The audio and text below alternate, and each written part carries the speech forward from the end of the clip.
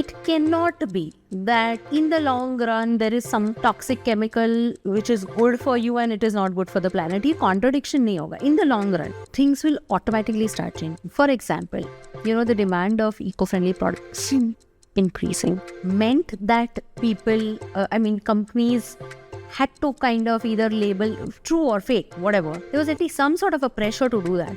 If you are equipped to understand and identify whether this is true or fake, then you will be able to question that also, right? But I think the first step is to...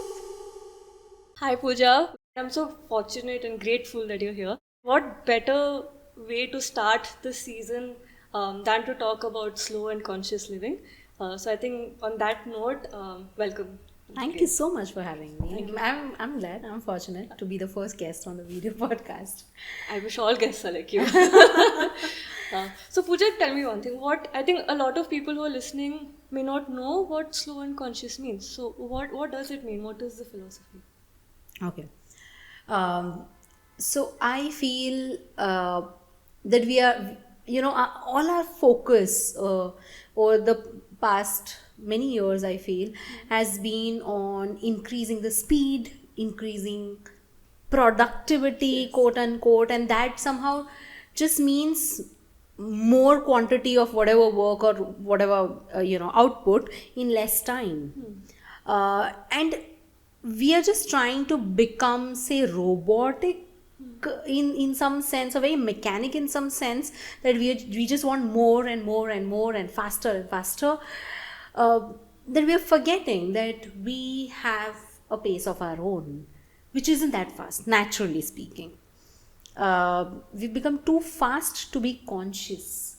I would just say I am otherwise a very slow person since childhood, and everyone used to tokify me कि जल्दी कर, how slow you are, how तू कैसे तेरा इस दुनिया में काम चलेगा, types.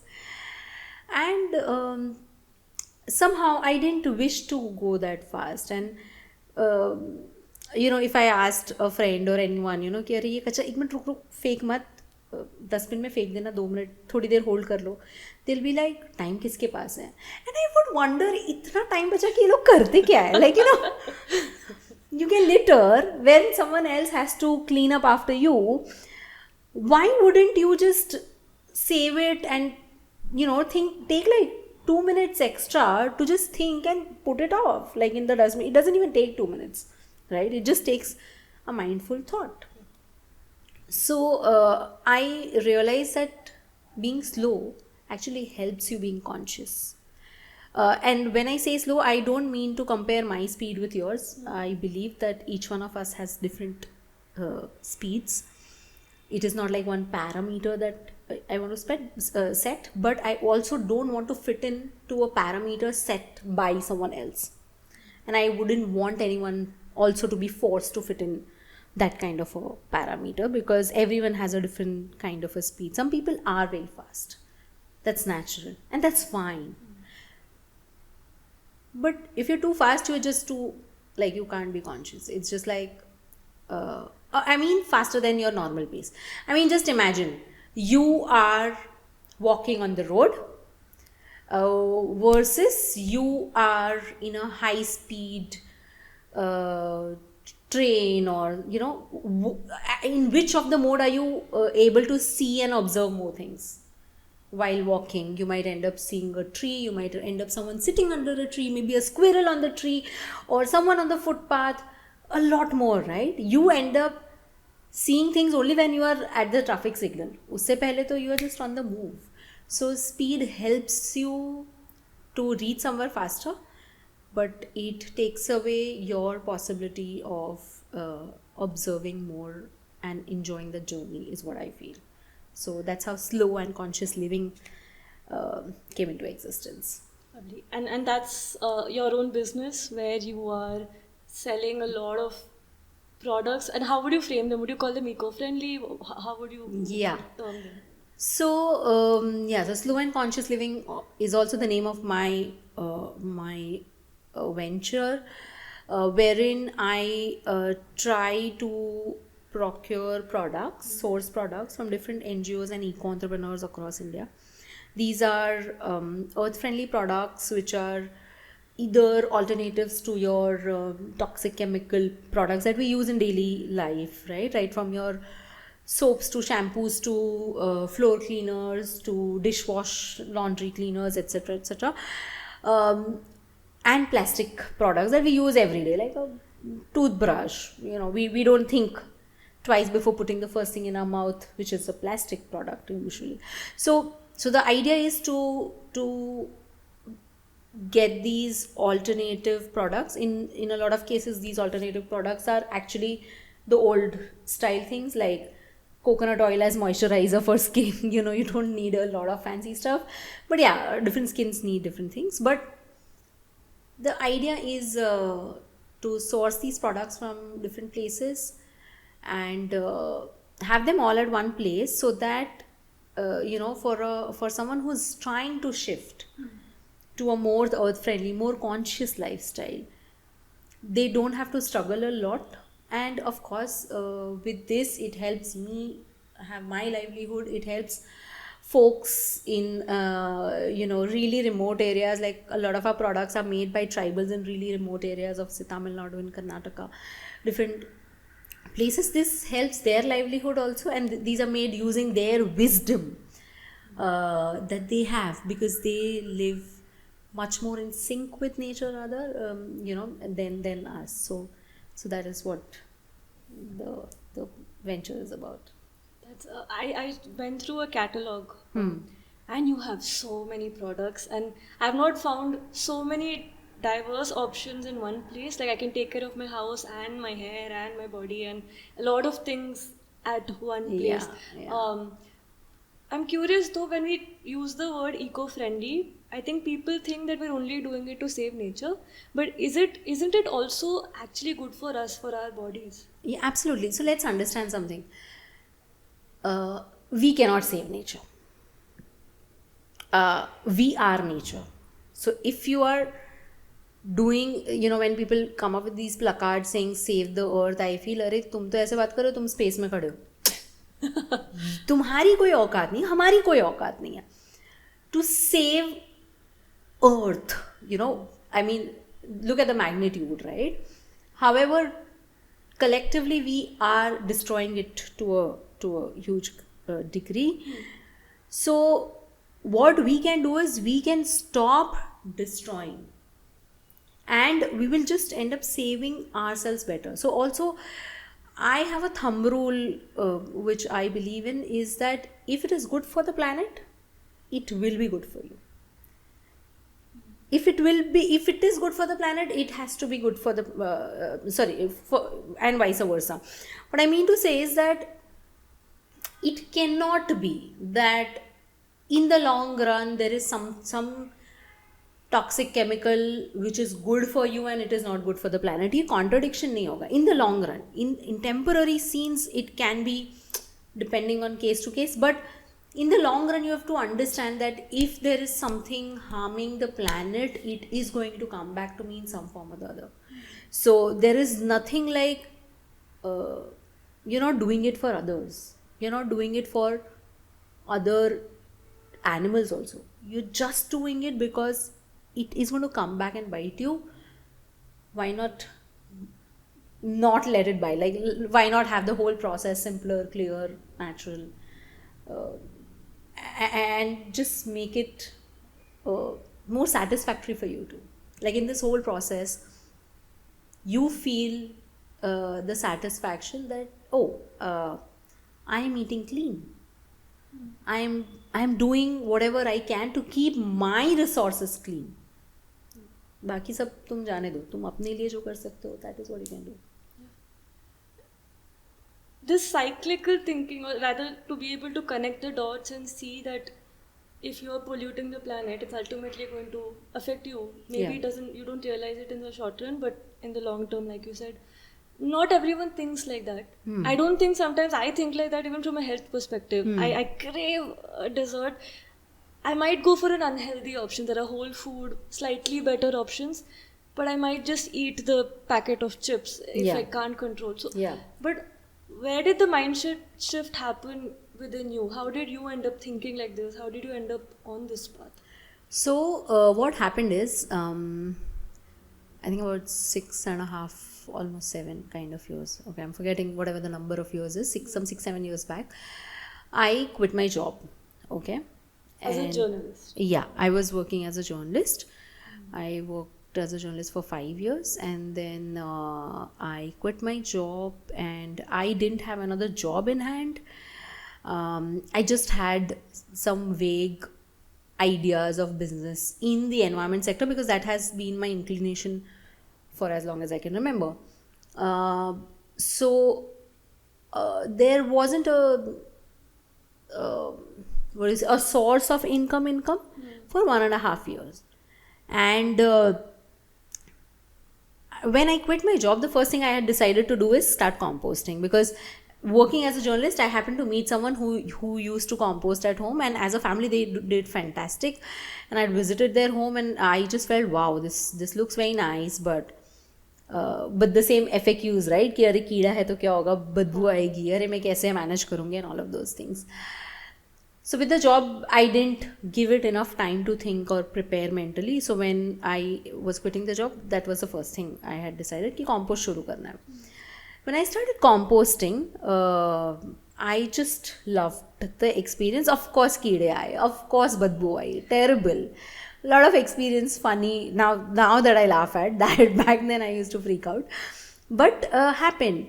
But one good thing that happened is I just then started looking, oh, so the garbage bin in my house, the quantity of trash that was going in the bin had reduced a lot, right? Because all my wet waste was being composted now. So then I was like, okay, अब क्या बचा है इसमें? अब क्या बचा है? So then I started looking, and I realized a lot of food packets inside. Although I can't force my decision on my family, they would still have the food they want to eat. But I stopped, a lot of, like if I was having biscuits, I stopped them. If I was having chips, I stopped them. What happened is, over the period of time, I saw a lot of difference in my own health. I did it only because I didn't wish plastic packaged food, okay? Back then I didn't realize this is processed also. I did it because I didn't wish to throw out plastic out of my house. I had a long, issue of acid reflux. And it used to get a lot severe. And then and after I shifted, after some months of me shifting, that acid reflux issue kind of disappeared. Like the frequency came down so much. Earlier it used to be like just literally garam tawe pe main pani dal rahi hu. If I drank water, that is how I would feel, like it was so bad. But later, that is not how I would feel. I have not felt that severity for really long. And I was like, मैंने क्या change किया? हाँ, मैंने काफ़ी चीज़ें change करी. But about my food, this is what I changed. And I saw the difference. And since then, I was like, it just makes sense to quit that, because that is where my health is getting affected. Not to say that I am not eating other fast foods. Like I absolutely go out for a pani puri or a samosa or whatever. It's just that I ask them to give me in my own container or give me in their steel containers, any reusable containers. I feel they are better than the processed foods, because processed foods are made like, long back. These are at least made in front of you. And now you might argue कि अरे वो कितनी बार तेल use किया होगा उसने, तो chips कितनी बार तेल में you've not gone to see, right, कि उसने वो तेल कितनी बार यूज़ किया. We don't know. And there are so many preservatives they would add. These guys will not have to add so much of preservative. At least you're eating fresh.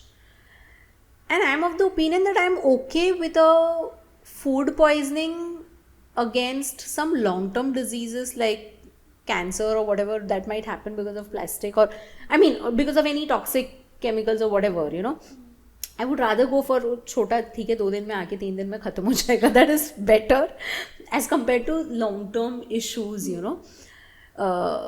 But yeah, be mindful. You can eat good food from healthy places. I mean, you don't have to eat all the kachra kind of food only. I mean, eat healthy. You can still eat pani puri, which is healthy. Pani puri in itself is not a bad food. That is a good healthy food only. It's just that from where you are eating is what you have to see. Then you might just look at the sources and be mindfully choosing it. So yeah, the dots connected for me when I shifted one aspect, and things just fell in place.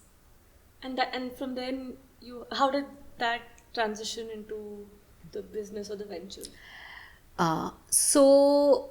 When I started reducing plastic, I started looking out for products also that were plastic free, right? So one of the product that I'd been looking out for, see, for a lot of things I shifted old school ways. Like for hair, I shifted to Rita, because as a kid my mom used to wash my hair with Rita. I started using Datun instead of toothbrush, because again I've done that as a kid. So I shifted to coconut oil instead of moisturizer. So a lot of things I just started thinking, okay, wait, what did I do in my childhood, or what did my grandparents do? Or, so if I've seen them doing something, I'll be like, acha, ye kar lete hain. But with some products, like for example, Rakhi, I remember, was a product where I wanted to buy Rakhis that didn't have plastic beads. Now, what we don't realize in our, usual lives is most Rakhis that you find these days out there, all the beads, all the embellishments are some other form of plastic. So, and with those small plastic pieces, the problem is you can't even recycle. Right? You're not going to send them to recycling, and they're too tiny to be segregated and sent for recycling. So Imagine the quantity. Exactly, right? And imagine them being in soil or mixed with trash, and then birds and animals trying to find food, and then they gulping that down. So instead, I was looking out for something that is compostable, and I ended up finding one. For 1 year I didn't find any. For the other year I found someone. So when I found, I bought some extra Rakhis, and I said, in case someone needs. Someone I knew said, Arey, I want it, and she got those Rakhis. And then I just thought that accessibility is an issue. If I had to struggle so much to find Rakhi, so how about me starting that? So in that sense, Rakhi became my first product, because I just bought extra and someone got it. And then slowly I realized that this is what I will do. And I also started taking workshops, because someone asked, Kere, can you come to my office and take a workshop? We can't pay you, but can you? I said, yeah. And then I thought maybe this is what makes sense as a profession also, because ultimately I have to figure out some form of livelihood, and why not make it sensible and something that aligns with my moral values also. So yeah. And this workshop is part of your second venture, which is how Yeah, it's Hum Prithvi Se. So earlier everything used to be under Slow and Conscious Living, but then Hum Prithvi Se is a partnership venture between three of us, Mehendi, Mansi and me. And the lovely thing is, so three of us used to conduct workshops individually, and then one day I was like, yeah, why don't we do this together? Because we're friends also, and we align when we, when we talk about earth-friendly living. So I proposed the idea to both, and they were like, yeah, this does make sense. And so we came together, and so then since then we shifted workshops completely to to Hum Prithvi Se. We also do waste management of events, and kind of trying to, and also like figuring out conscious travel in the one more vertical. So yeah, that is what we do. Yeah. I'm so excited to hear the events part, because I think when I go to a wedding and I see the amount of waste, whether it's decorations, whether it's food, whether it's the cutlery in which they serve the food, hopefully, whenever I get married, I have declared that I am going to have a zero waste wedding. So my mom often says, पहले ढूंढ तो लो किसी को, फिर ये सब plan banana. But it's stressful Yeah. when I see that. या but it's like मैंने ये तो सोच के रख लिया है, लड़का जब मिलेगा तब करेंगे, पर ये वाला तो पार्ट मैंने सोच के रख लिया. बट ये it does make a lot of sense, right? I mean we had one so it was my mother-in-law's 60th birthday and we decided to celebrate it recently, and since I was dealing with the decorators and caterers and all, so you know, telling them in advance that I need this kind of a decor, I don't want those sponges, I don't want that kind of a cutlery, just helped me so much. My family didn't know that I was doing all of this till the time I told them. If I had told them, possibly they would be like, अरे क्या यार तू अभी वापस कचरा करने लगी. But they didn't even realize, right? Because the decor was so beautiful, but it was all reusable. The cutlery was absolutely normal, reusable. समझ ही नहीं आया कि मैंने disposable bowls पानी पूरी के लिए नहीं दिए. Instead, I just used a reusable bowl. I mean, how would it matter to them, right? We segregated the waste at source, and you know, composted the compostables and have collected the recyclables. So a little bit of thinking, planning and execution really helps. Of course I had Hum Prithvi Se team to help me out, because if it is your own function then it does become a little challenging. But thankfully I had a friend and you know, my team to help me with that. So it can be done with the first thing is intention. अगर intention है तो फिर रास्ते निकल आएंगे. But पहले वो तो सोच लो कि ये कर सकते हैं. You know, you might end up spending so much for so many things that are not even necessary. I feel, why not do it mindfully? You know, you will feel contented and like happy and satisfied with it when you think about it a few years down the line also. Absolutely, yes. So where all do you conduct these events? I mean, manage these events? Is it Mumbai or is it? Primarily Bombay, yeah, because I mean, not that we can't do it anywhere else, but then it would be more of consulting, you know, because of logistical reasons. But we can do at other places also, depending on where it is. Yeah. Noted. Your contact is noted. And to everyone listening, if you have a wedding or any event coming up, please do contact. That's lovely. I'm so excited to see zero waste event management happening. Yeah. So, I refrain from using the word zero waste. Okay. I'll tell you why. Let's understand that at times zero can sound like too overwhelming or daunting. Also, let's understand there you try whatsoever, there is going to be some percentage of waste that is not in your hands. So for example, in my mother-in-law's birthday party, someone got bouquets. Now bouquets are in that green sponge, and that sponge is good for nothing. I removed the flowers, I composted them. But what about the sponge? I can't do anything. I have to send it to the dumping ground. So I prefer doing it like a low waste rather, because you are mindful but you are not overwhelming yourself कि अरे 100 नहीं हुआ तो 99 का कोई value नहीं है. नहीं 95 का भी वैल्यू है, 90 का भी वैल्यू है.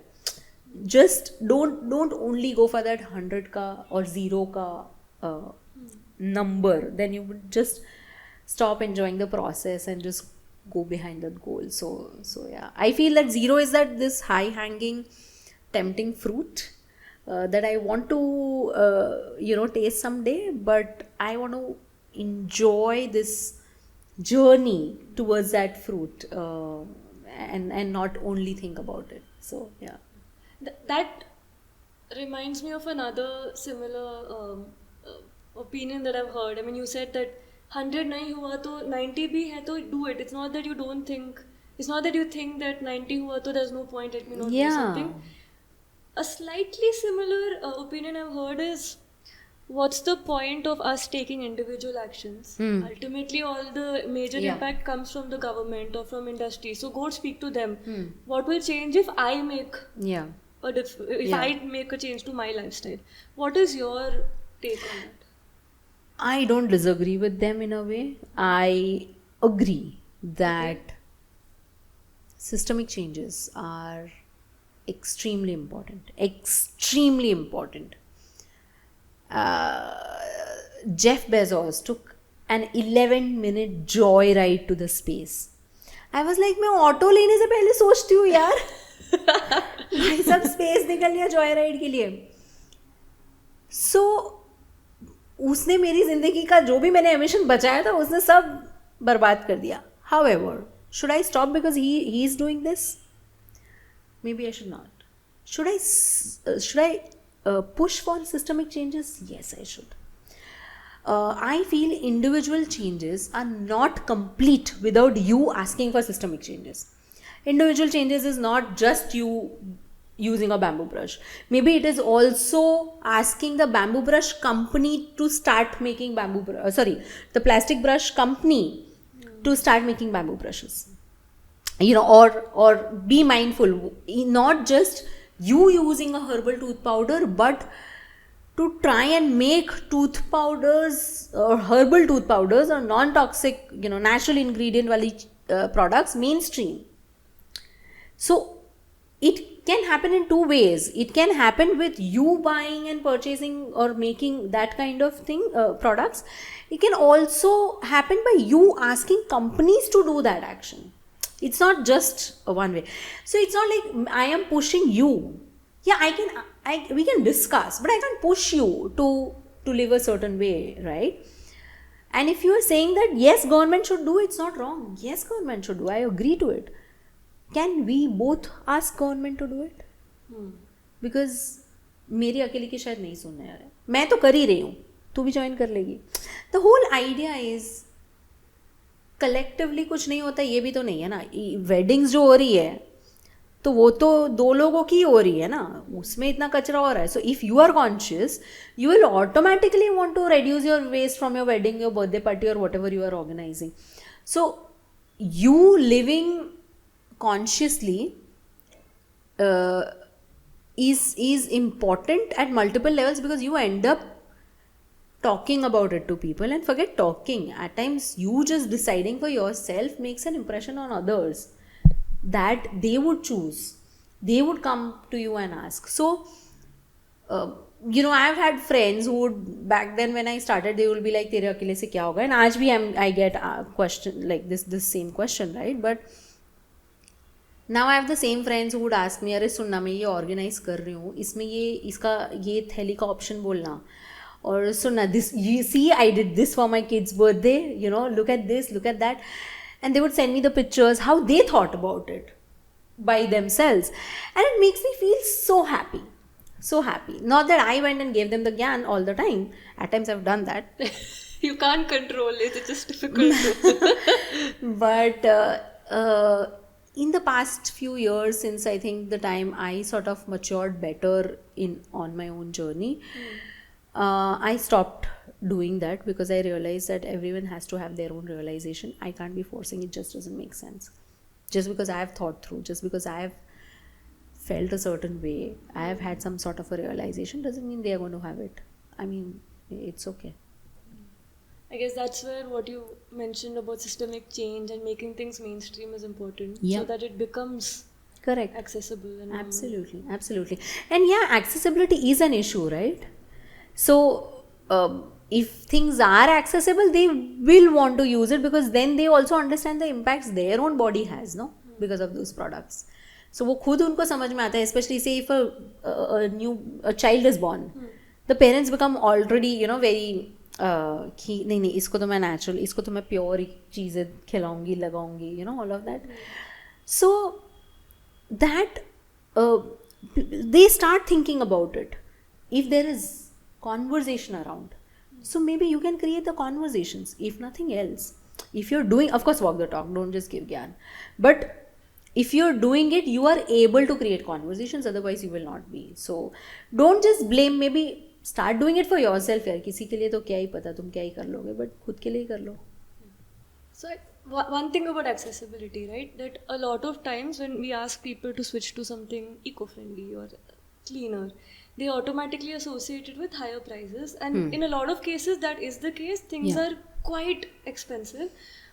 But on the other hand, when I did see your catalog, the prices were much lesser than what I've seen in many places. Hmm. Why do you think, is it just a question of scale that there's a price difference? What are the reasons behind this price difference between commercially available products, between the other extreme where there are these niche products, and how are you able to be somewhere in between?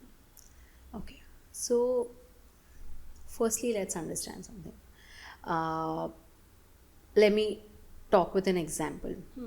You must have come across these toothpaste and face washes with those क्या कहते हैं उसको, the microbeads. Yeah, you must have come across these products with microbeads. Yeah. Few years back, there used to be face washes with walnut scrubs and stuff, right? Because they help exfoliating. But walnut is expensive, right? They decided to put microbeads. Now, what are microbeads? Microbeads are nothing but plastic beads. They're just another form of microplastics. They're just going down your drain. There's no way you can filter them. You can control them. Of course, the walnut scrub is going to be expensive as compared to the one with microbeads. Both are exfoliating. For you, maybe they are doing the job. But what after that is not what you're realizing. You're not realizing that those are little microplastics only. Like, what you're exposing your skin to. Right? So, the cost of products with less or no adulteration, I would say, in this context, is going to be expensive. I'm also working on something else where we talk about incomplete costs.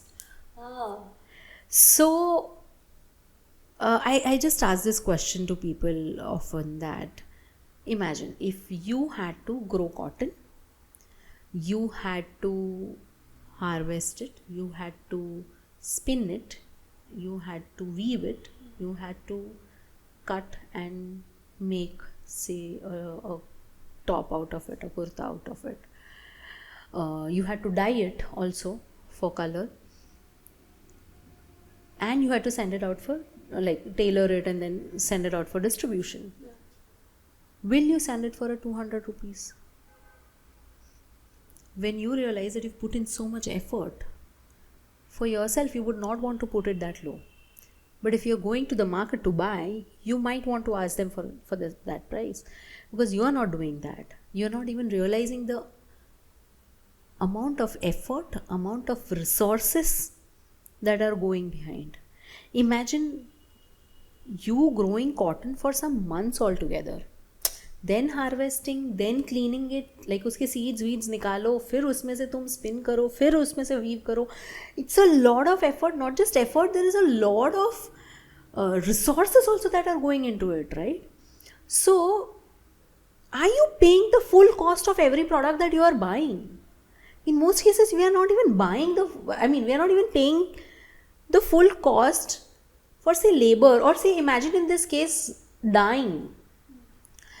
Are we taking into account the cost of river pollution when we are dyeing clothes with such kind of synthetic dyes, toxic dyes? That water is in most cases sent out to rivers or some water bodies. I was in Rajasthan last year or something. We were in an auto, we were passing by, and the whole road has some bad red water passing by. मतलब जैसे ऐसा लग रहा था ये इतना bright red water. And then I was told कि अरे यहाँ कपड़ों की dyeing बहुत होती है ना, तो ये उसका पानी है. And I was like, oh my god. So just imagine this also going to my river, water body. So you are drinking water from that water body. So then that water is going to your health, okay? And then you falling sick. Is this cost, my health ka cost, considered when they are dyeing the clothes? No. So what if this is reducing the air pollution? Now we know about Delhi, they say 5 साल 6 साल कुछ बच्चों की उम्र छोटी हो रही है एयर पोल्यूशन की वजह से. Are you considering, if you can put a cost to the age of their lives, what is the cost that you would put there? I mean, is it fair? So, if they were to already price all of these things, they would not be doing so much. You would not be buying mindlessly. Even, I mean, that kind of consumerist culture is also a problem because it is not taking into account the resources. So, I feel that we are not paying complete cost as per the efforts, as per the resources. Also, so there are different kinds of markets. Sorry, there are different kinds of markets, right? One is where either the resources are not of great quality, their impacts are not well thought through, whether it is the impact on your skin, your body, or on water bodies or the earth in general. One is this. So you would find a lot of these products to be cheap. Then there are these products where they try to make everything very so there's this one market for the high profile people, basically, okay, who want things to be expensive so that they can say कि हमने इतना महंगा कुछ किया. But there are genuine guys also. Of course, I'm not saying there aren't.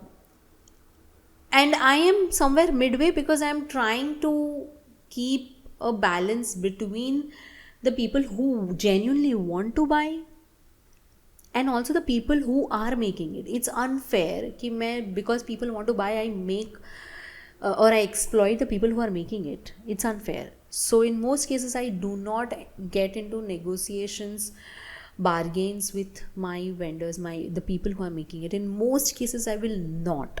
If I'm not okay with the price, I would rather ask them that why is it so that maybe they can explain me if I don't know. Or if I still find that the cost is more, maybe I'll check with another vendor. But I will not want to negotiate so much and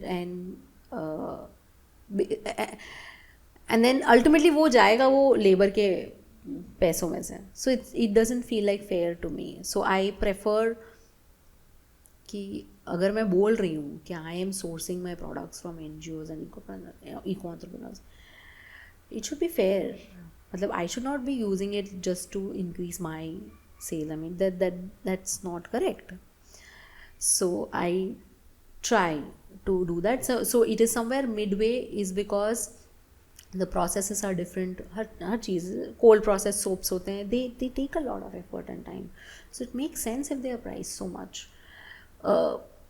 Do not use such soaps if you cannot afford. I'm not saying if you want to go for that lifestyle, you have to afford expensive things. No, just pull out basin from your kitchen. Yeah, you don't need even soap every day. Come on, there are so many alternatives. If you really go down and see, you'll realize you don't even need a lot of products that you are using. So forget alternatives. You don't even need so many products, and you will find alternatives. So it's up to you to choose what you really want. If you want products that are not very expensive but are mindful, you find that kind of a market also. I mean, providers also, and you will also find the expensive ones also, and you will find the cheap ones also. There's a lot of greenwashing also that happens, but yeah, you'll have to do your own research before you really go ahead.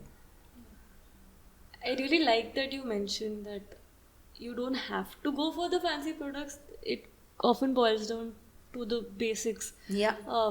And you mentioned that you saw your grandparents using all of this. Yeah. And you also mentioned that you've been interested in all of this since you can remember.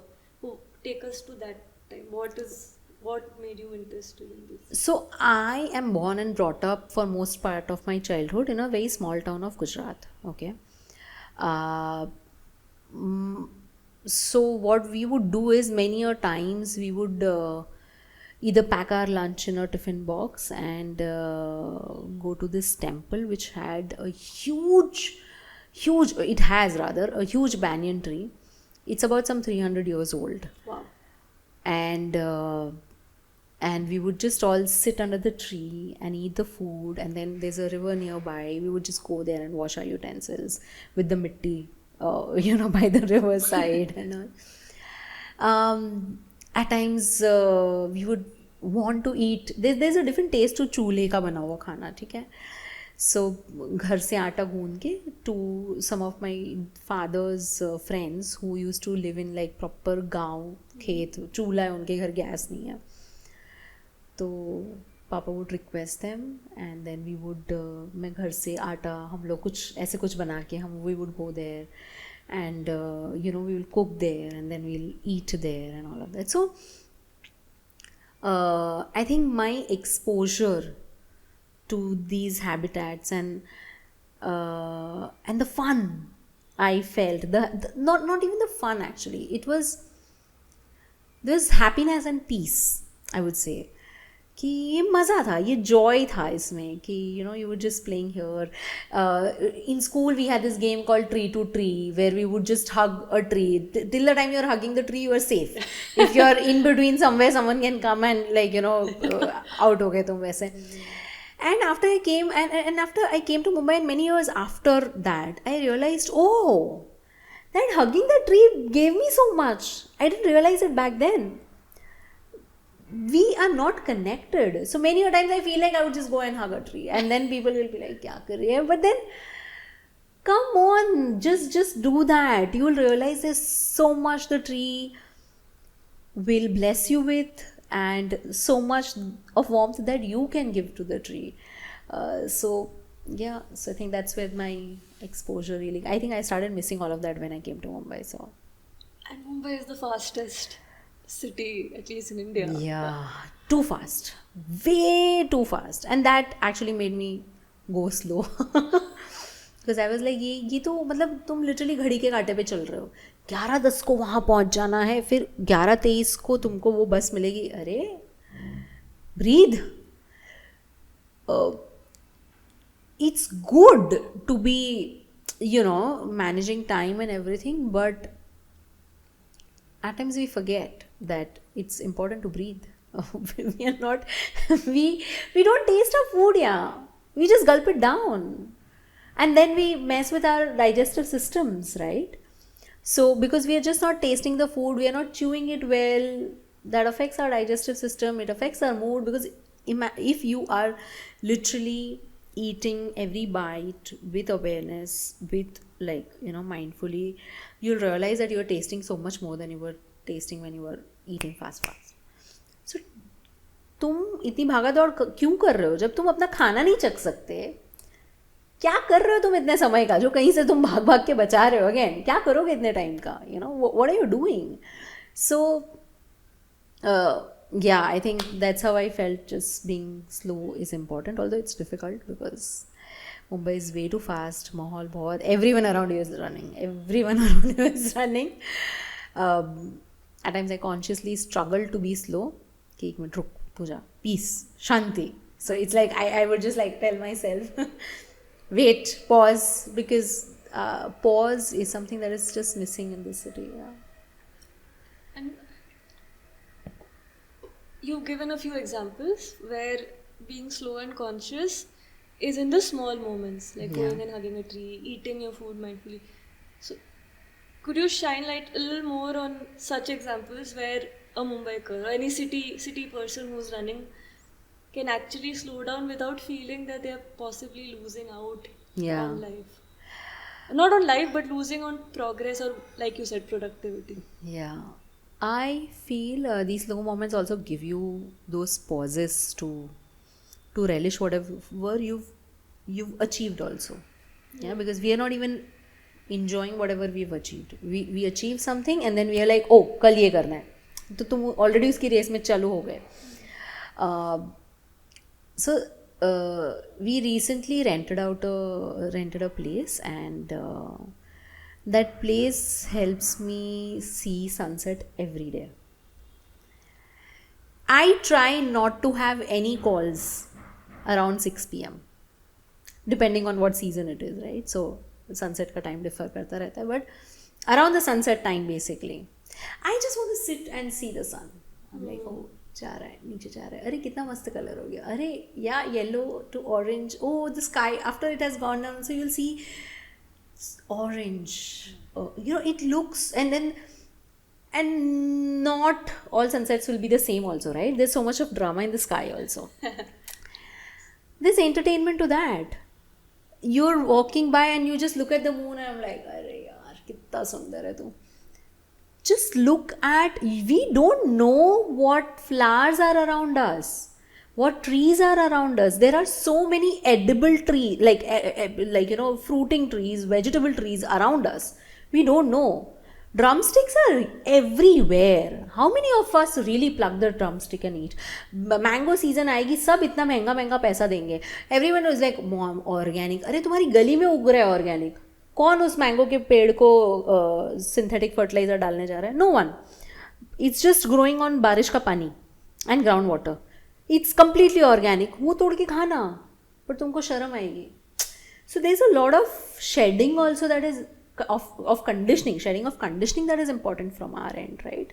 We are not able to enjoy what we have. So there's so much around us also.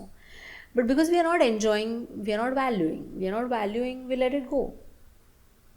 So and we are disconnected.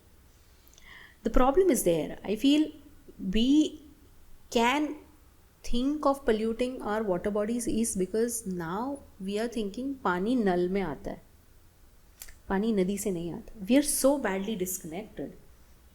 हम सोच रहे हैं कहाँ हो रही है global warming, क्योंकि तुम एसी में बैठ रहे हो, तुम्हें गर्मी फील नहीं हो रही है. गर्मी हो रही है. People are dying because of heat waves. Okay, so you can deny that the temperatures are not rising, but because you have the comfort of your ACs and your fans and your coolers, you are disconnected from the reality. So I call them tools of disconnection. Like, a lot of these modern tools which are made for our convenience and comfort have actually disconnected us from reality. So I'm not saying you should not use these tools when needed, but what I'm saying is don't make them a way of your life. Like, अरे मेरे को तो AC के बिना चलता ही नहीं, मैं तो सो ही नहीं पाऊँ, मैं तो बैठ ही नहीं पाऊँ. That's where you cross the limit. You felt the heat is too much, you used it for a bit, okay, ideally avoid it, because once you start doing it, it's difficult for you to move out. But I understand you may need it, but if you need it, then don't use it all the time. अरे तुम तो मुझे AC घर से निकले, घर के AC के माहौल से निकले, तुम AC गाड़ी में बैठ गए. अच्छा, AC कैब में बैठ गए, चलो फिर उसके बाद तुम AC ट्रेन में बैठ गए या फ्लाइट में बैठ गए. You are constantly in it. What you're not realizing, you are not feeling the air. गर्मी छोड़ो, तुम हवा ही नहीं फील कर रहे हो. There is so much in the air also that we are not taking. So we are missing out a lot because we are disconnected and we feel कि कहाँ कोई pollution हो रहा है, वो पानी तो अलग है, हम थोड़ी उसका नदी का पानी लेते हैं. अरे कहाँ से आ रहा है तुम्हारे पास पानी? It's getting treated and it's coming to you, but that doesn't mean that you can afford to pollute it. There are other organisms also. It's not fair to them. And we don't know till what extent is necessarily Treat getting it. treated. Absolutely. And just think about it. So salt. About some 90% of salt samples were found to be with microplastics. Wow. Like, and how is it happening? कौन समंदर में plastic फेंक रहा है? तुम चाहे फेंको ना फेंको, हम बोलेंगे हम तो नहीं, हम तो डस्टबिन में डाल रहे हैं. डस्टबिन का कचरा जा कहाँ रहा है? So a lot of this also has to be understood. Where is your cycle? Is your city's municipal waste management system up to the mark? The house that we've rented recently is literally at the bank of a river. Like, if I say bank of a river in Mumbai, they'll be like, "Hey?" But no, it's literally a bank of a river. But it is, even the people staying there don't know it is a river, because it's like, ये तो नाला है. It has become a nala now, and which is very unfortunate that we have decided the width of a river कि वो इतनी रहेगी, आजू बाजू में concrete हो गया. The habitat of river, how it is, the flow is not existing because आपने हर चीज़ alter कर दी. उसमें इतना कचरा है, उसका पानी ऐसा गंदा सा है.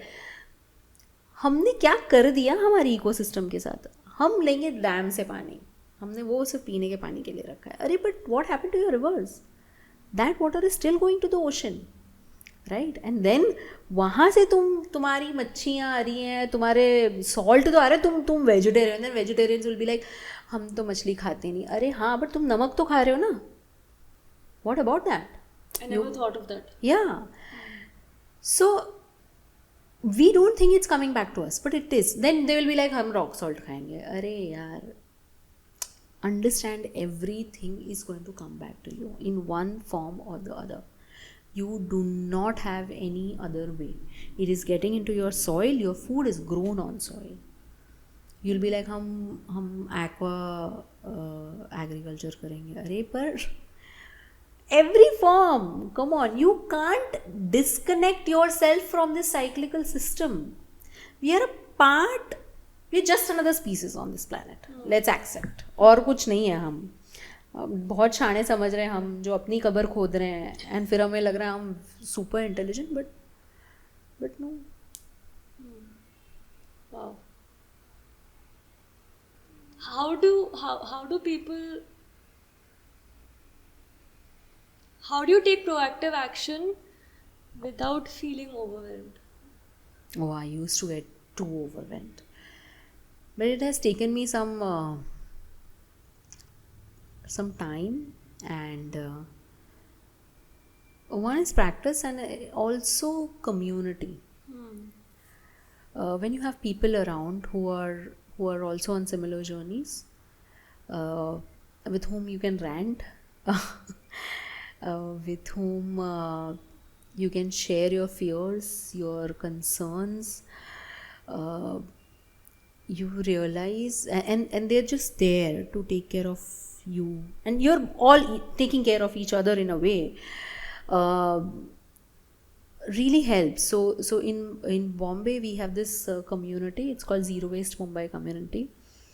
So again, yes, zero is a daunting word, but it's like a goal. So yeah. we are all striving to go zero, वैसा वाला. So it is started by this friend of mine, Mehendi, and it is beautiful. It is beautiful how we are. It will be 6 years in March that this community started, where she just randomly posted out messages on her social media and some groups and stuff. Before that, I wasn't knowing anyone who's trying to live like this. It was just like 10 random unknown people who came there that day seeing this message. And since then, we have been like, trying to provide that safe space to each other, where we can rant, where we can seek suggestions, where we can also debate. कि नहीं सुन, ठीक है, केले के पत्ते की जगह steel की plate is better, even if it is केले का पत्ता. कॉम्पोस्ट करने के लिए कहाँ जाएगी, छोड़ना, स्टील का प्लेट ले ले. So whatever, it's a space where we are this community where we know and understand that the goal is similar. It's just that थोड़े रास्ते आगे पीछे हैं, but we are there. So that really helped me to not feel that overwhelmed, because every month I would go to DMart with my mother-in-law and I would be like, oh my god, I'm just not liking this place because every damn thing is covered in plastic, right? Every damn thing. And nowadays you have coconut, nariyal which is covered in plastic. Exactly. Oh my god. एक चीज था जो बाहर ऐसे straws, चलो straws के अलावा the nariyal was fresh. अभी you're wrapping that in plastic and selling it in a supermarket. It's ridiculous. Ridiculous. And I'm like, why? Like in DMart, you also find this dry coconut khobra, which is in that plastic ka net. And I'm like, chhod de bhai. So, it is because they have to package it and whatever for their distribution. And so I also feel that local stores, decentralized stores, really help you. If you are going to have a lot of centralization, packaging a certain way will become very important. But if you have decentralized kirana stores like the old school, it helps you. In my area, I've seen a lot of these stores turning to supermarkets, where they would install an AC and put the glass doors on and package everything that they used to otherwise give in loose. And I would still go to these stores and I'll be like, loose hai. So some things that are loose. They were transitioning. One store I remember, they were transitioning and I was like, poha चाहिए मुझे. बोले packet ये लो ना आधा kilo. I said नहीं, मेरे को loose ही चाहिए. बोले अरे मैडम अब तो हम सब पैकेज करने वाले हैं, आप हर बार डब्बा लेकर आते हो. But then I am like okay, then I will buy from another place. So then I realize that I am not sure if it was because of me, I can't take the credit. But then later again when I went, they did keep some things packaged, like partly packaged but not completely packaged. Like, so now when I go, I do get my stuff in my dabbas and the store is still giving me. And it is important for us to keep up that demand. That is also as an individual you are doing, right? That's also systemic change that you are helping out with. कि तुमने अपना चीज़ packaging free मांगा है, तो वो अगर तुम्हारे जैसे 15 लोग हैं तो उस area for that local store 15 is a good number to consider your opinions and your demands. So seek packaging free stuff and then they will be like अरे आपके जैसा सब करेगा. अरे पर आप भी बंद कीजिए. You also promote that. So I also ask the shopkeepers that may be you can also promote it in one way or the other. Maybe if you are selling milk, just ask them, if you get your own container, we will give you 1 rupee discount. वो करेंगे, वो धीरे धीरे वो लोग भी करेंगे. But you will also, both will, it has to be a two-way process. Whoever understands it first, whether it is a shopkeeper who understands it first or the customer, you can just do it. If as a shopkeeper you are able to do it, then wonderful, you are already making a systemic change. But and even as a customer, however small it may feel, it does make a difference. It does. Yeah. You mentioned the cost part of it, and that reminded me of the book that you're working on. Yeah.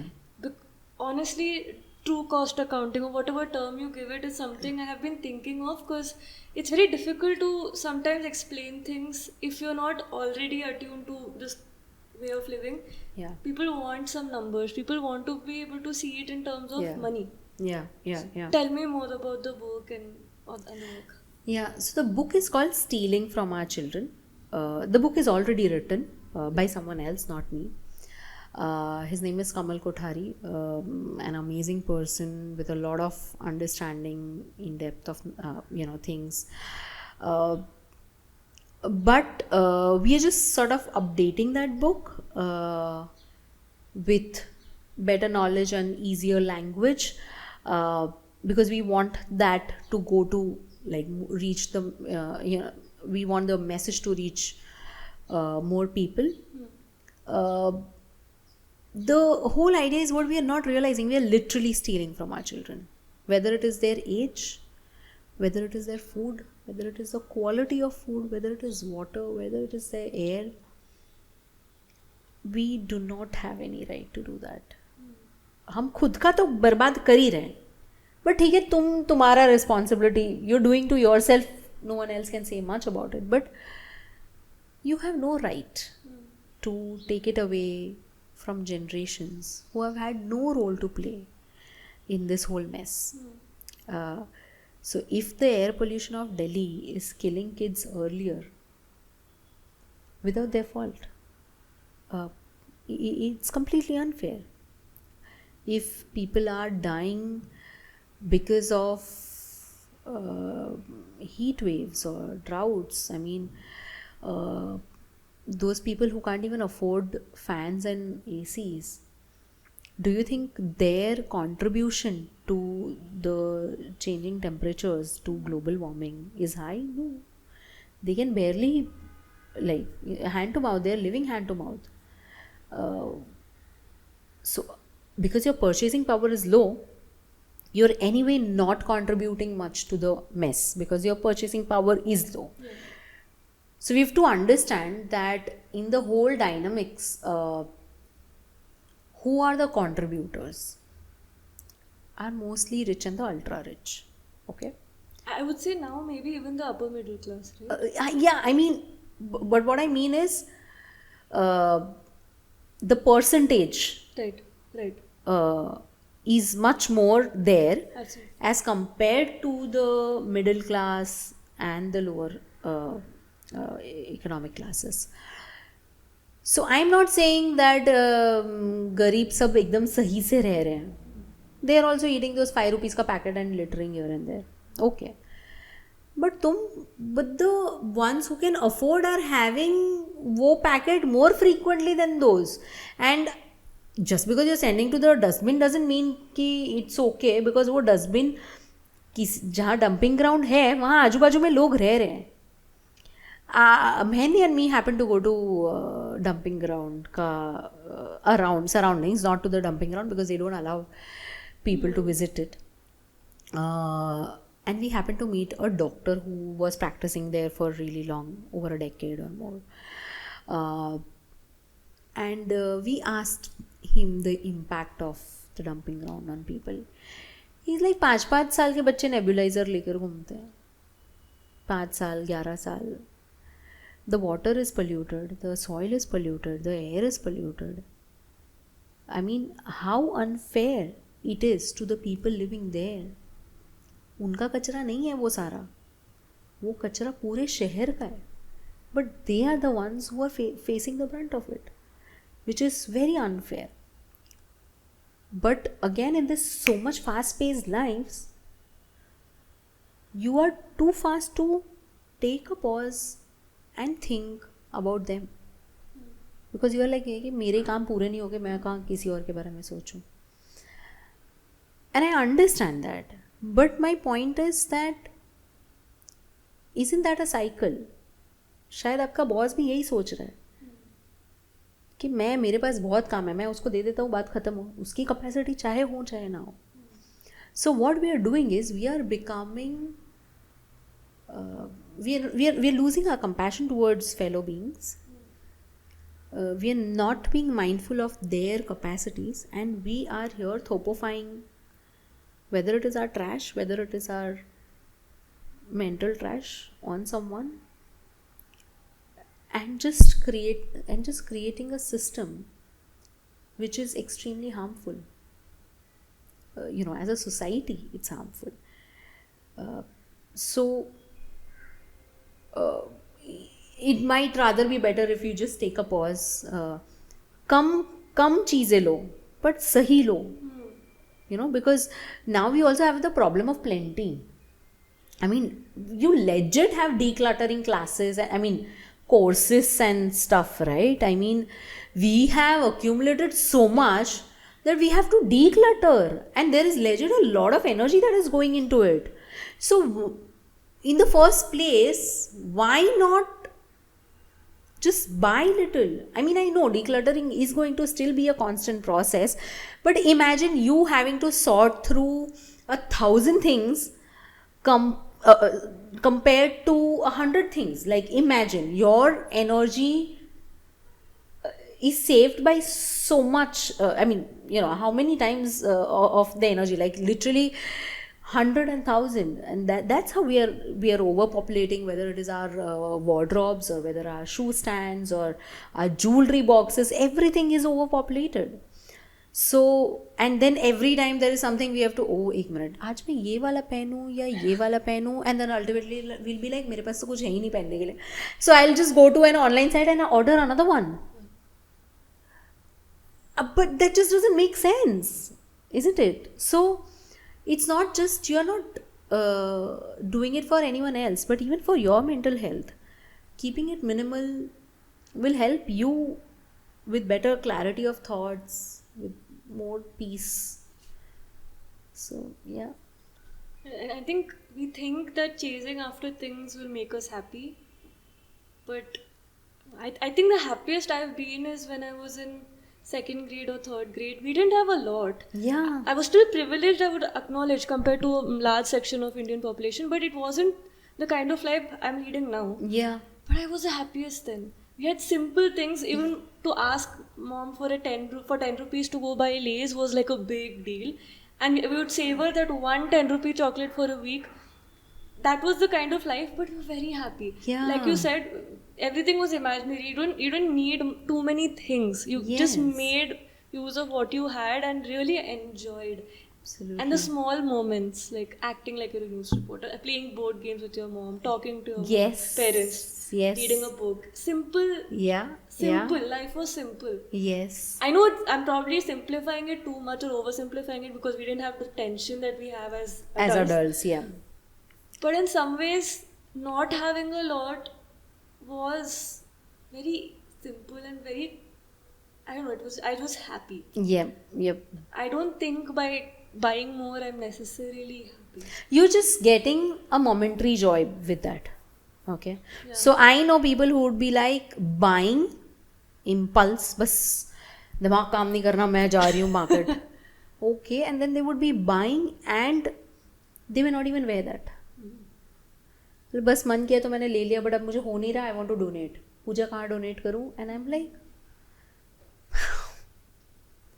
I mean, I want to give good things when you are giving it out for donation, but I also don't want to make space in my cupboard just because I want to buy new. I mean, that's a difference. Share your resources, please do. But just don't do it because you want to make space for new ones. You might as well just end up using your resources well and give that money rather to them. I mean, why would you want to just accumulate for the sake of it? Coming to your journey now as a change maker, what has been among the most challenging parts of it and what has been very rewarding?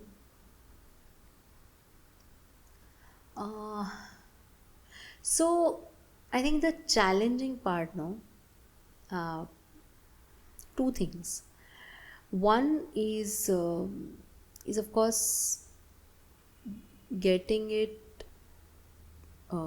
making your family and friends, loved ones understand what you're doing, why you're doing, or even if you don't want to make them understand, they would be questioning it because they've seen you in a certain way and they aren't able to understand the shift in your behavior, right? Like, for example, I used to be this person when I used to report, do news reporting. I used to be on field a lot of times, right? So I would always carry some toffees and stuff in my bag, some chocolates, toffees, some instant drink wale packets and all, because whenever I feel hungry or something, even if I don't have access to like proper food, this is what I would eat and it will keep me energized for some time. So everyone, like my friends and everyone would know कि इसके पास खाना हमेशा रहेगा. Cut to the time I stopped eating all of these things because I didn't want any plastic package. So all my people would be like, ये क्या हो रहा है? नहीं, how can, because it is difficult for them also to accept. Although they are not the ones who are losing out, but they are used to seeing you a certain way. Yes. It is difficult, because you are living with your family, तो it is difficult कि भाई ये compost का कचरा है, ये थैली आप कचरे में मत फेंकिए, I'll wash it and I'll send it for recycling.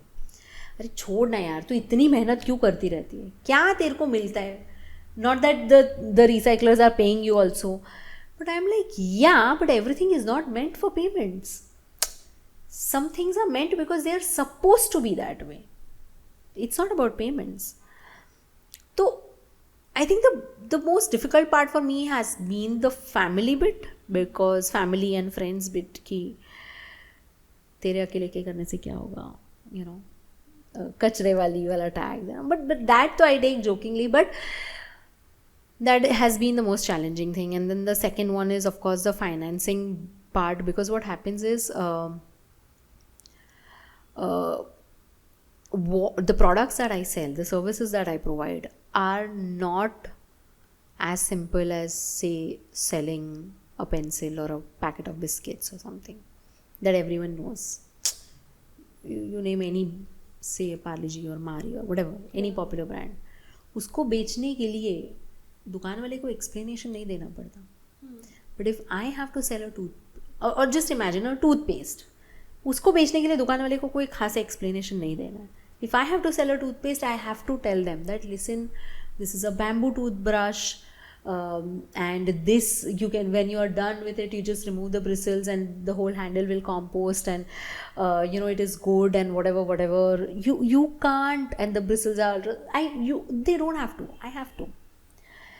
And brush is just one example, right? In similar way, I have soaps, I have combs, I have cloth pads, I have menstrual cups, so much more. So then I have to really explain them every product. And against the amount of effort that I put in, do I get that kind of a return? Forget the amount of effort, forget that also. But because I have to keep the products affordable so that the people buy also, I have to ensure that the prices are not shooting too high. But and the cost of making these products is actually high otherwise also. So I become this person who has to absorb a bit of all of this, that I can't afford to keep things as much as I would have wanted. So financially, that does take a hit in terms of you may not have the energy to explain so much every time. Like when I'm putting an exhibition stall, I am explaining them ये 15-20 चीज़ें मैं explain कर रही हूँ, and they are like, okay एक second, अच्छा ये, अच्छा वो, अच्छा ओके हाँ ठीक है, हम बाद में आएंगे. Because they are like A, everything is new for them.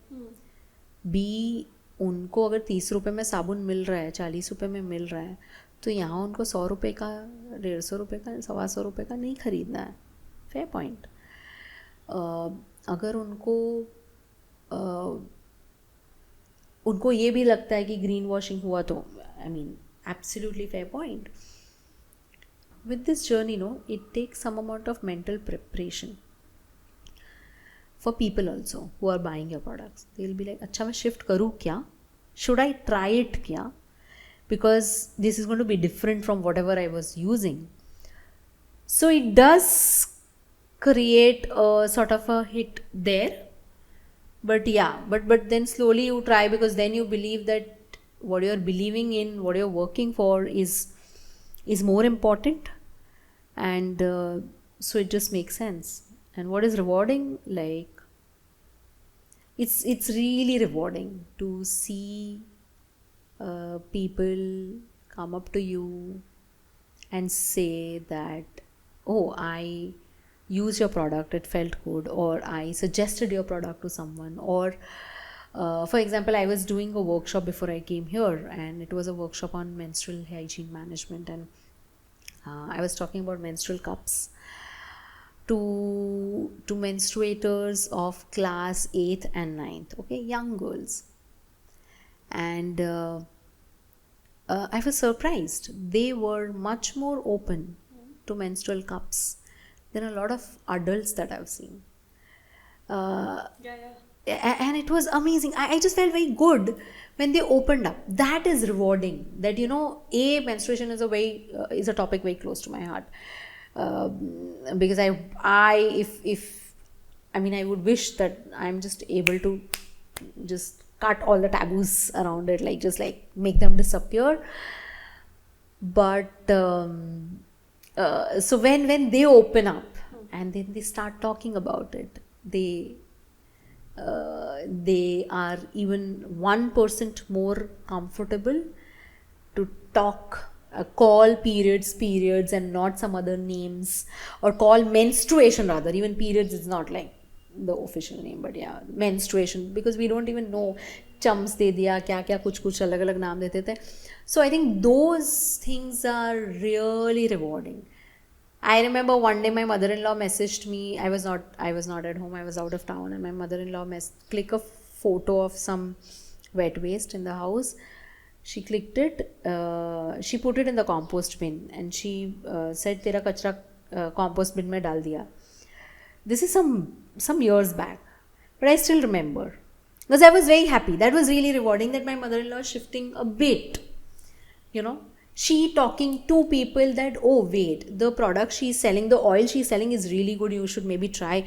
And then your own people showing trust in you, I think that's the most rewarding thing. And it happens slowly. It does take a lot of time, but I think, yeah, I think I'm going to say that your people, your loved ones, when they show even a bit of trust in you and the work you're doing, yeah. Allow me a minute to ask this next question. I have to give some context, which is one part of it was you mentioned that to sell a normal toothpaste, it's very easy. You don't have to put effort. Marketing already ho rakha hai. Correct. Everywhere you can see it. And unfortunately, it's a lot of what's the white? I don't even know the word, but they're often selling unhealthy products. Yeah. Deeming it as healthy. Correct. Similarly, you have hand wash, and they always show it as this magnifying glass with all the germs removed. But it's not only germs in our hands; it's also good microbes. So, and you mentioned taboos as well. So, if this was, what are some of the myths that you want to bust about products? Sorry, one more good example in my mind is I was using this dishwashing powder. My mom did not like it at all because it wouldn't lather.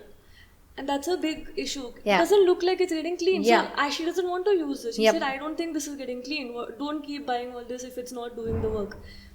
So, at least to the people who are listening, can you bust some of these myths around what is being sold to us commercially and versus the kind of products we are talking about? Yeah. So as you said, one is this lathering thing.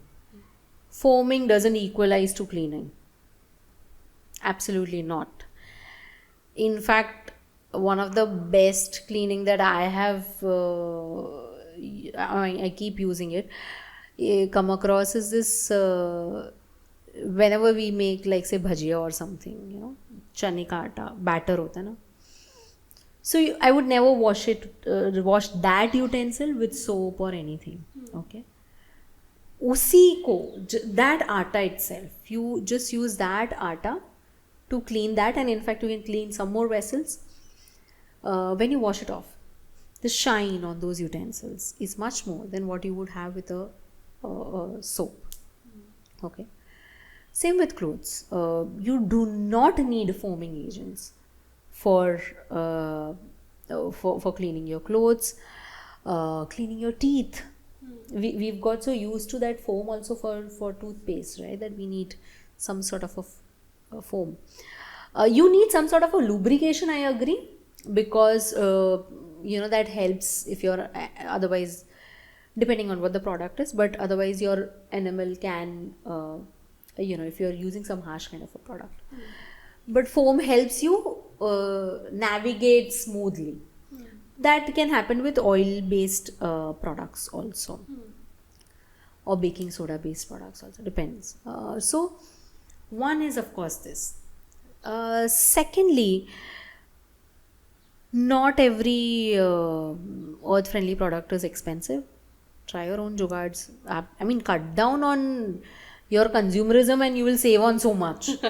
I mean, I understand that not everyone is very consumerist and all of that, but if you actually start maybe keeping a record of things you're buying in a month, just do this.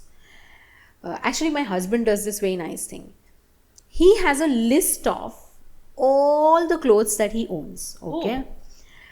He used to do that for me, and I would be like, I would laugh at him at times, but now we do it. I asked him to do it because he stopped in between. I was like, nahi mujhe chahiye. Bolte tum to has rahi thi, but then I was like, no, but it helps me think whether I have what I have when I need.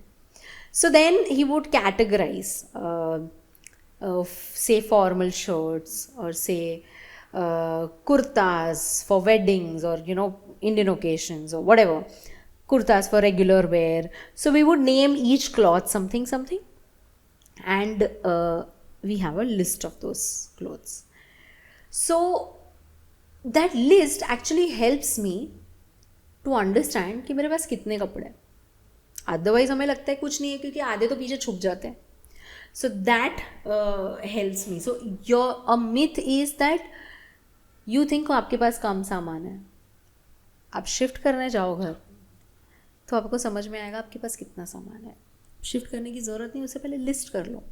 You will understand how many. You do not need like a 10 pairs of shoes, yeah? You don't need 10 pairs of footwears.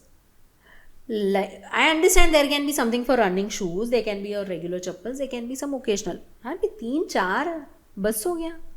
How many do you need? So, understand the difference between want and need. Not all wants are needs. So, that is also important to understand. More from the product perspective, I think you find a lot of your need-based products in your own kitchen. You will find a lot of them in your own kitchen, and they will also save you from a lot of pharmacy visits. So, not everything in your kitchen is not suitable for your skin and your body. I remember seeing some ad which said बेसन पकोड़े के लिए है और face wash चेहरे के लिए. And I was like, बेसन multi-purpose है dude. You don't need necessarily a face wash. It can dry out all your sebum, and just dry your skin, and then they will sell you another moisturizer to moisturize your skin. Had you not used the face wash, possibly you may not need the moisturizer. I mean, depending on your skin types, not generalizing, but yeah, you do not need that range of products. You understand? Then there will be something only for dandruff, only for pimples, only for whatever, shiny hair or whatever. So you do not need to fit into some brackets created by someone else also, because then that isn't a healthy thing. Anyway, तुम अपने आप पर इतना pressure डाल रहे हो.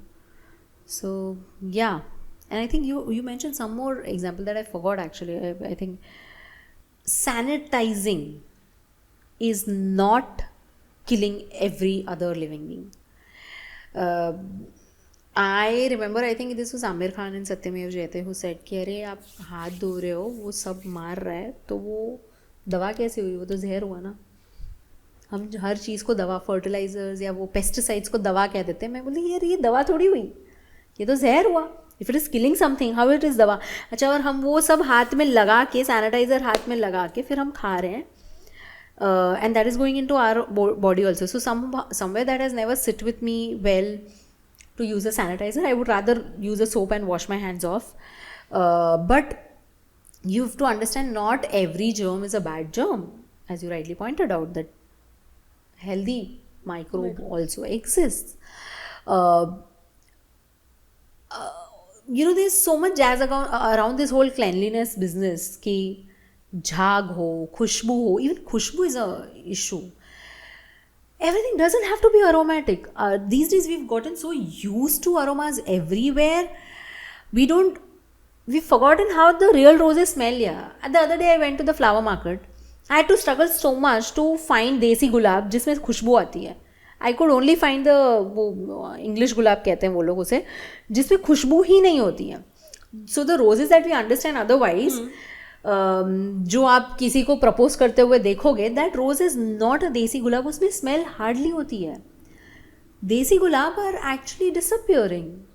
We don't know how roses smell. We just know how rose का fragrance smells, I mean perfume smells. या so we are not every product, whether it is a soap or a shampoo or any product or a floor cleaner, needs to have some strong smells. Also understand, in a lot of cases what happens is perfumes are added to mask the original smell of toxic chemicals. For example, there's this almond oil, I'm forgetting the brand name. There's this almond oil. Okay. It says almond oil. Yeah. You turn the bottle around, you read the ingredients. It says 70% mineral oil, 21% almond oil. Then there's some perfumes, there's something else. And you're saying 70% mineral oil. Now, mineral oil has a strong smell. To mask that up, you use a perfume, and the people who smell it have gotten used to the fact that almond oil smells like this. But I sell almond oil. I sell cold pressed pure almond oil. It doesn't have any strong smell of its own. ठीक है, कोई smell नहीं है. मैं लोगों को exhibition के time पे दिखाती हूँ, आप सुंगो ये बताओ ये कौन सा तेल है, बोले कुछ समझ नहीं आ रहा. मतलब बादाम की कोई खुशबू होती है, बोलते नहीं. Unless you roast them, you'll get a mild smell. Otherwise, you don't have a strong smell attached to badam. So how is it that the oil has smell? Coconut has a smell, so you get that smell. I understand. You do not have those smells. So this whole business of adding perfumes everywhere is also creating a problem for our respiratory tracts. We have these candles used everywhere. You go to a restaurant, you go to a hotel, you go wherever. You also have them at home. कि अरे मैंने candle चला ली, मेरा बस मस्त माहौल बन गया. अरे बट तुमने विंडोज़ बंद रखी है, तुमने कैंडल जलाई है, तुमने कोई डिफ्यूज़र जलाया है जिसमें सिंथेटिक aromatic oil आपने डाला हुआ है. In a way, you are just polluting your air. So,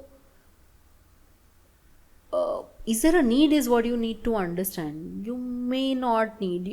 Also, a lot of jazz around making things very fancy looking so that you pick it up. The packaging. The packaging.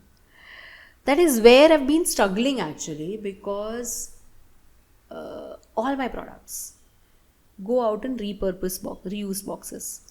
So my family and my friends know, and not just family and friends. Thankfully, I also have some clients, some customers who would save boxes that come to their house, and then जब जमा हो जाते हैं तो एक दिन मुझे courier कर देते हैं. And that's how I get my collection of boxes. I do not go and buy fresh boxes to send my parcels away. Of course, it saves on my cost also. But वो cost मैं ultimately तो मुझे customer से लेना ही पड़ेगा ना, because I can't sustain a business like that. Yeah. So it is also saving the cost of the customer. If you're going behind a fancy packaging, that is also a cost that is going to come to you. तो वो box जो आप फेंक देने वाले हो उस पर इतनी सुंदर डिज़ाइन बनाई है, मतलब मेरी तो जान ही नहीं चलती. मैं कभी देखती हूँ दिवाली के टाइम पे लोग इतने सुंदर बॉक्सेस फेंक देते हैं, एंड आई एम लाइक अरे यार कितना सुंदर है. But then what do I even do? Like there are some boxes I can't even use, right? Like I understand कि वो भी क्या ही कर लेंगे, but my point is why are such boxes even made is my question. Why? Is that even needed? And at times it's also a lot of greenwashing where people do is like they would make fancy boxes. They'll be like, oh, we don't use plastic. अरे पर तो तुमको इसको भी बनाने की ज़रूरत नहीं थी ना. मतलब basic boxes if you need fresh is fine, but too much of energy going into it doesn't make a lot of sense to me. So yeah, there is a lot about products when you start looking at each of them closely. You will realize, like say toothpaste literally has detergent in it, like SLS, foaming agent.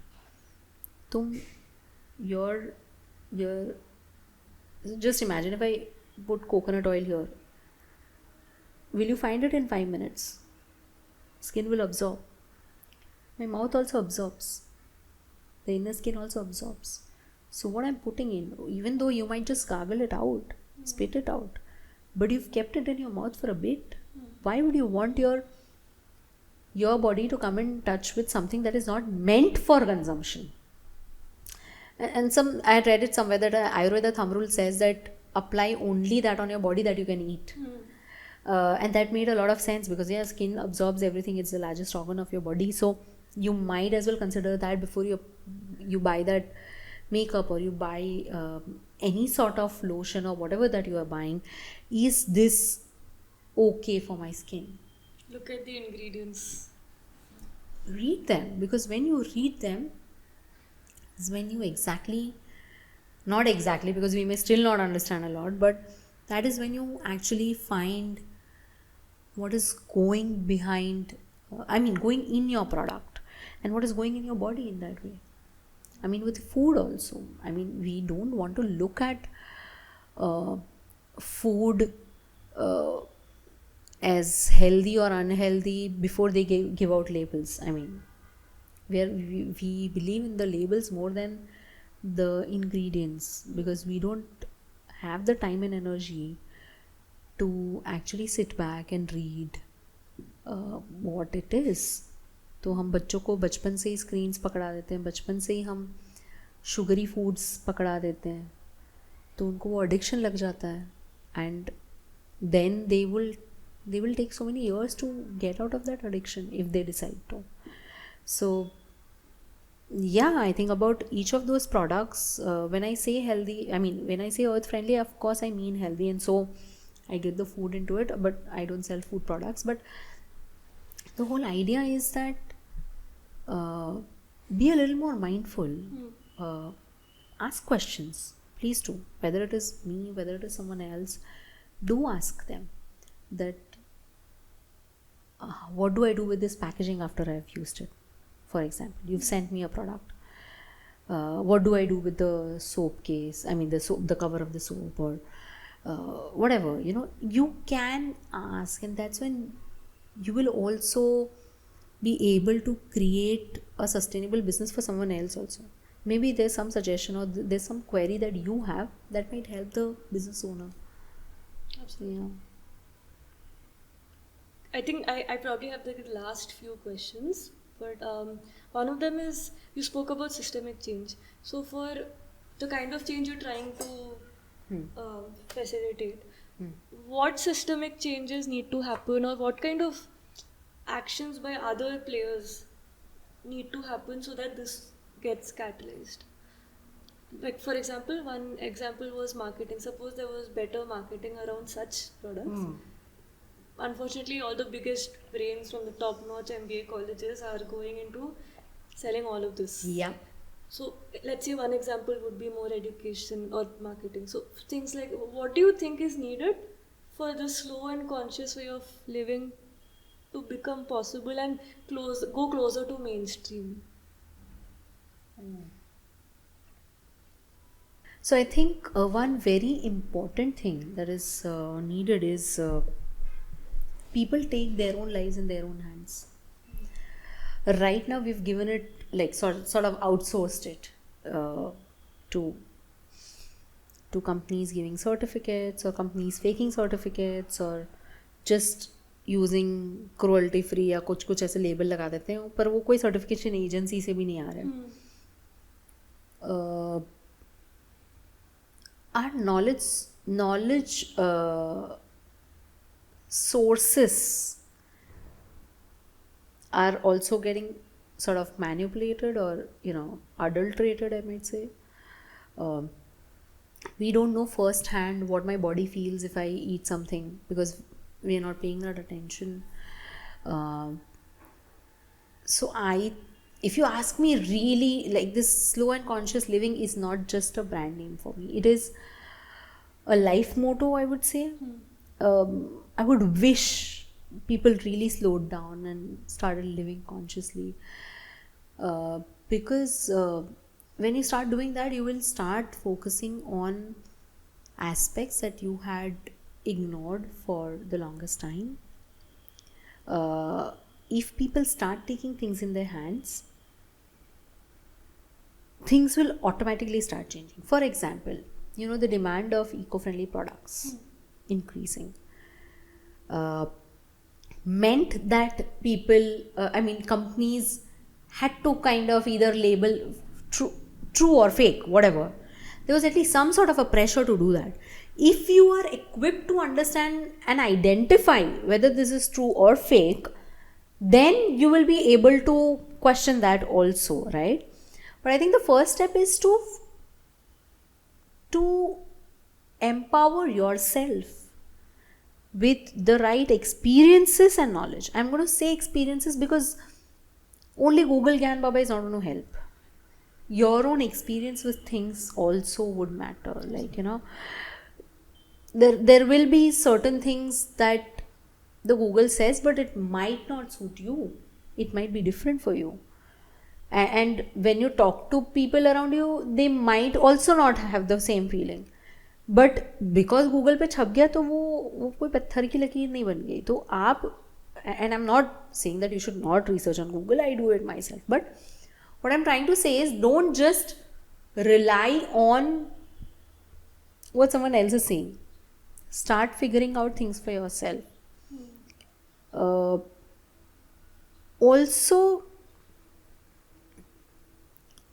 honestly, I wouldn't want products like these to be marketed the way the mainstream products are marketed, because then we would just have that kind of a production here.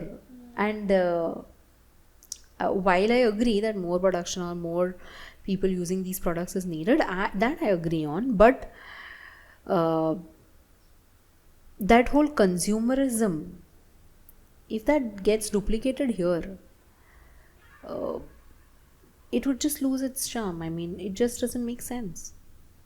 Too much of a bamboo usage is also not okay. Like legit, there are insects who lay their eggs only in bamboo of a certain age at a certain time, and they will not lay their eggs somewhere else. What will happen to that kind of a population if you are mindlessly consuming bamboo? So just because bamboo is a better alternative as compared to, say, a plastic, doesn't mean that you be like, मैं सारा plastic घर से बाहर फेंक रहा हूँ, मेरे को सिर्फ बैम्बू चाहिए. That also doesn't make sense. Use what you have. A. Refuse. Then, reuse firstly, but then refuse what you don't need. क्यों ज़बरदस्ती चीज़ें accumulate करते रहना है? So I feel consumers do have a huge responsibility towards their own life. I do not want, if you ask me, I don't want that kind of a corporate culture that is happening otherwise. So whether it is for this sector or that sector doesn't really make sense. I wouldn't want that kind of an exploitation happening. I wouldn't want that kind of zabardasti ka so-called growth happening. I mean, I don't even think that is growth. It's just like, yes, your figures of production may be high, your figures of sales may be high, but your figures of wastage could also be high. Clothes, what happens to the fashion market, like a lot of waste is created because overproduction keeps happening. So that isn't healthy. So it's rather better that I have meri mummy ki sari, that I go to my tailor and then I get it stitched to whatever I want. I mean, it's not wasting. Or even if I buy a piece of cloth and I get it stitched. But my point is, duplication करके मेरे को over production करके over wastage करके कोई sense ही नहीं बन रहा. So I don't want that kind of a system only here. But of course, it's not in my hands, right? It is not. So the whole idea is I can do what I can do. I mean, know your limits, and that will help you not overwhelm yourself. कि ठीक है, मैं जितना कर सकती हूँ वो मैं कर रही हूँ, मैं करूँगी. I can stretch myself at points, and that's fine. But I don't have to feel like I've done nothing or this means nothing. I love how you're touching on a lot of fundamental, like, first principles. Like you said, the same mindset with which we're operating the current market, if we switch to this, it's senseless, and it'll repeat the same Exactly. loop. And I'm so glad the listeners are getting that point of view, because I think it's extremely important. So one was the whole slow and conscious living. For your ventures, what next? What are you looking forward to, and what do you think will unlock any barriers that you might be facing? So one thing that I'm really wanting to, and I hope I get it done by June, July this year, is setting up a website. So it has been 5 years that I've been operating Slow and Conscious Living, and so far I've not made a website. I operate with a PDF document, like a catalog, basically old school, which is up on a Google Drive. Anyone wants, I just send them out the link. This has some perks and it has some like, you know, both sides of the coin. So the perks are that I get to speak to all my customers quite literally, because whenever they want to place an order, they check the list and they'll be like, मुझे 2 साबुन भेज दे, ये lemon grass, ये हल्दी, whatever. अच्छा सुन, ये coil scrubber में ऐसा होगा क्या? So they get to ask me all those questions also. And you know, if they need anything else also, they get to ask me. That is the plus side of this. But the minus side is that very functional thing, right? That I have to, okay, wait, I have to take this, I have to take this, I have to take this. Okay, then, oh, I might just forgot, wait 1 second. So that kind of a thing is what I want to avoid. And so we'll be setting up a website. I do not regret not having a website all this while, because as I said, I want to go slow and conscious. I don't want to be like, अरे website तो होनी चाहिए. But I mean, it's okay. It's okay. I thankfully get to have a good relationship with my quote unquote customers, I would rather say, because a lot of them have turned to be friends. And it really helps, you know, because that conversation happens.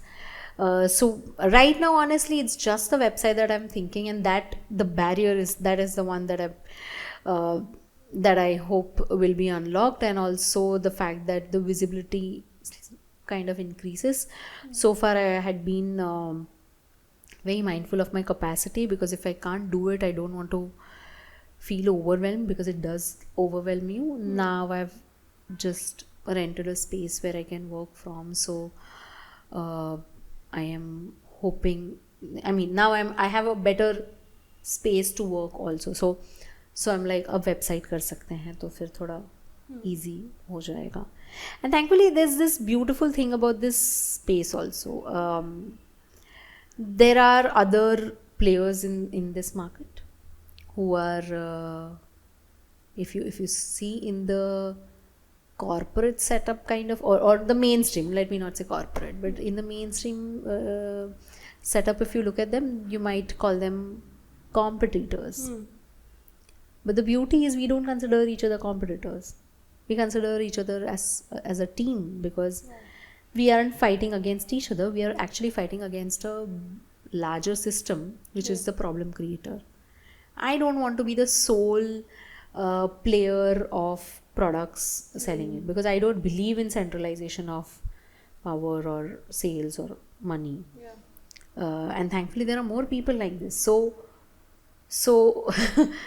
there are actually, otherwise you can call as competitors, but they are the people who will be like, चल अब ये बनाते हैं, चल हम अभी website set करेंगे, चल we'll recreate your logo. So it's so beautiful that when you're working in a system like this, no, this whole ecosystem makes you feel so much at peace. That you can rely on people, you can ask questions to people, you can ask help to people without thinking कि ये क्या सोचेगा या सोचेगी मेरे बारे में.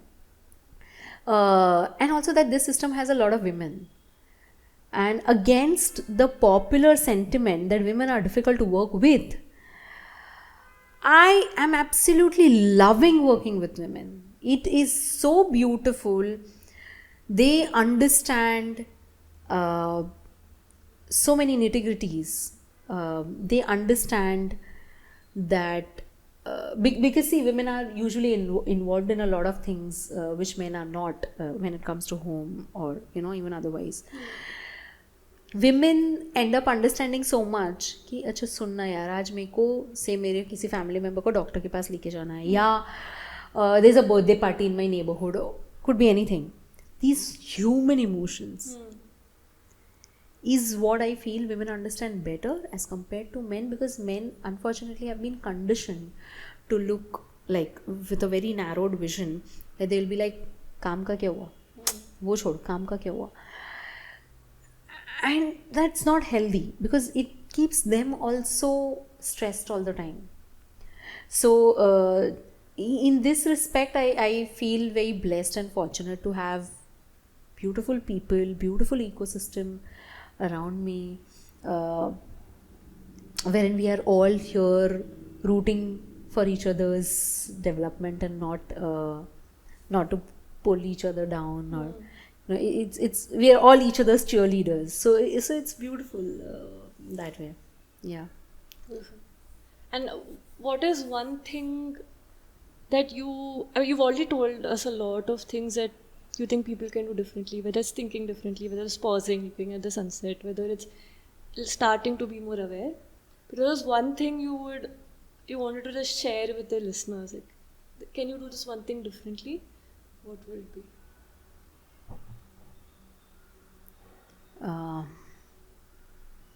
Okay, I think since the time I've started looking at sunsets,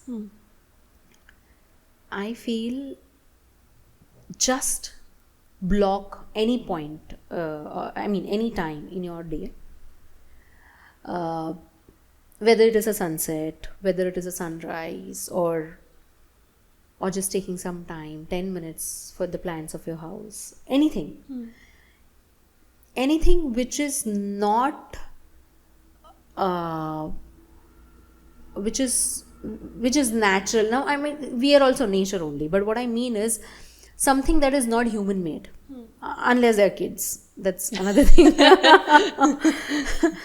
But otherwise, you can just block some time of your day for that one activity, and you will realize that there is some sort of a stillness.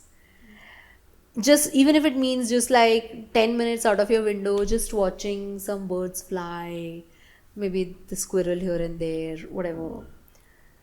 I think blocking a certain time for doing nothing or just observing something will help you mentally also a lot, and will really help you with going slow and conscious, is what I feel. But I don't know if your question exactly meant that, or you meant more from a environmental perspective. I did mean it more from an environment, like an action perspective, but I feel like this is a more subtle shift which will enable people to think that way. Yeah. But why don't you also tell me about environment? सबसे पहला is start thinking every time you want to buy something, just think, do I need it? Like, one is that. But yeah, one is very important, I feel, is maybe just carry a bottle of water, a handkerchief, goodness. Yes. and a cotton cloth bag. A cloth bag, a reusable cloth bag in your bag all the time. See, a decent cloth bag will not even be like this bulky or something, okay? So what will happen is this patla sa cloth bag will not weigh something great. You will save yourself from plastic bags, and if you're carrying your own reusable water bottle, you will save yourself from a lot of microplastics, because for stats, again, over 90% of packaged water bottles have been found to have microplastics. I don't know why people consider that as more hygienic or clean, whereas it's not. So when you carry these things, you will not even realize the number of water bottles, disposable ones, that you are saving on, the number of tissues you are saving on by carrying a handkerchief, a reusable cloth hanky. It is so much more soft, so much more convenient when you need it, always there, not like crumply nahi ho jayega tissues ki tarah. You can keep it in your pocket, you can keep it in your bag, wherever, and it's going to be fine. Yeah.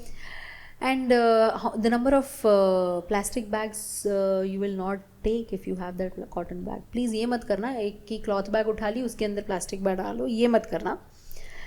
Mix हो गया तो mix हो गया यार, कोई चीज़ 5 minute ले लो उसको छांटने के लिए, but don't do that.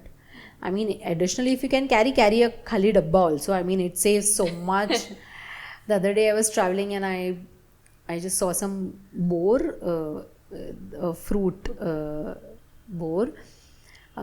These were ripe boars, so a little soft and all. And she was giving me in a bag. I said, I don't want. I have this bag. She's like, अरे नहीं इसमें पचक जाएगा ना, दब जाएगा. So एक second. So I had a dabba. I just pulled out. अरे डब्बा आन ले दो me. Very good. This now it is safe. So I am not soiling my cloth bag. I am not, compromising on the quality of fruit. Yeah. I am also keeping it safe, and it's so convenient to eat from a dabba. Like I can literally like wash all of them at once, and even if I'm traveling in train, I'll be like, oh, now I have the washed boar to eat. So it is very comfortable, very convenient. So I think these are the basic things that you can do. Thank you so much. I loved how we started off with slow and conscious, but we realized that it's like a happier life. Yeah. Actually a happy life. Absolutely. And you busted a lot of myths, including the part about incomplete costs. Yeah. What does actually cost to live an extremely fast, or rather like I don't want to say greedy, but a life where you keep feeling like there's In something a way, it is missing. greedy, right? When we say sky is the limit, you are being greedy. Because that's not the thing always, especially with your wants and your Yeah. consumerist ideologies. Yeah. And I think in general, it's slow and conscious feels like it'll be a deeper and more meaningful life, even if it's not like a life where you're hoarding Yeah. so much. But whatever you have, you'll actually be happier, healthier, safer, Yeah. and actually be consuming less. So it's not like you'll be spending more, Yes. which is often the notion. Yes. So I'm extremely glad. I mean, I feel like this is something that might have gotten covered over 5 episodes with 5 different guests, but you've actually brought in so much of knowledge in one episode with one person. It's beautiful. I'm so glad because I think those who are listening, they want to do something, but they're not so sure how to. And that was the response I got.